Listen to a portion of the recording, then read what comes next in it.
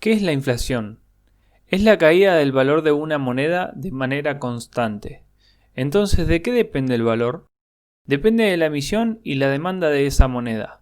Esto significa que si hay mucha demanda sobre una moneda, aumenta su valor, pero si hay poca demanda o mucha moneda para la demanda que existe, su valor empieza a caer.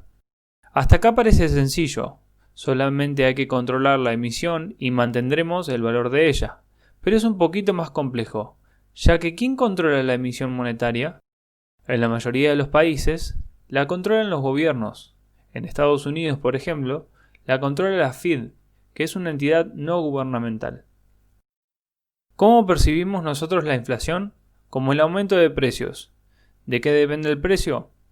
Del costo de fabricación más la ganancia que espera el fabricante. Los costos son insumos, tarifas, transporte, materia prima y sueldos. Cuando un producto aumenta, los consumidores ya no pueden pagar y empiezan a pedir un aumento de sueldo. El aumento se traslada a los costos, lo que hace que el producto vuelva a aumentar su valor. Entonces la demanda pide de nuevo un aumento de sueldo y así la rueda empieza a girar. Entonces lo que produce la inflación pueden ser varios factores. Como vimos recién, uno es la emisión monetaria, 2 es la caída de la demanda. Pero la tercera es la desconfianza de quien emite el billete. Si las personas prevén una emisión o una devaluación, empiezan a ajustar sus precios de antemano, o si ya existe una inercia inflacionaria, se aumenta por costumbre. La cuarta es el aumento de la materia prima. Por ejemplo, un aumento en el combustible se traslada a cada uno de los costos en muchos aspectos, lo que se traslada al precio del producto. 5. La baja de la tasa de interés. Muchos gobiernos lo hacen para incentivar el consumo y que se mueva la economía. Entonces los consumidores tienen más margen de gasto para poder pagar un producto. Las empresas, en vez de aumentar su producción para ir de la mano con el aumento de la demanda, deciden aumentar sus ganancias sin aumentar la producción. Entonces produce inflación el aumento del consumo, que sería el punto 6, que puede no ser por lo anterior, sino que puede aumentar por moda o de manera espontánea y produce la misma consecuencia. Entonces, ¿la inflación es buena o es mala? La inflación entre el 3 y el 5% es buena. Entre ese porcentaje se consigue el equilibrio económico ideal.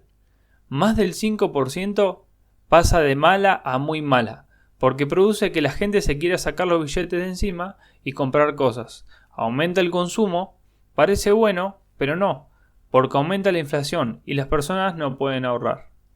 Pero si la inflación es menor al 3%, es muy mala porque las personas empiezan a ahorrar frenando la economía.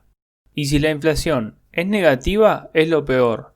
Las personas van a hacer todo lo posible para guardar dinero el mayor tiempo posible como inversión, porque cuanto más lo ahorren, más valdrá en el futuro. A esto se le llama deflación. En un principio, esto parece bueno, pero no lo es, porque si todos ahorran, nadie consume. Entonces el fabricante baja los precios para incentivar las ventas. Parece más positivo aún, porque los precios por primera vez en el video bajan, combatiendo la inflación. Aún así, la gente no compra.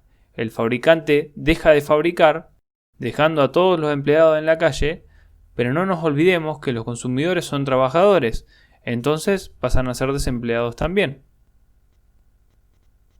A esto se le llama congelamiento de la economía.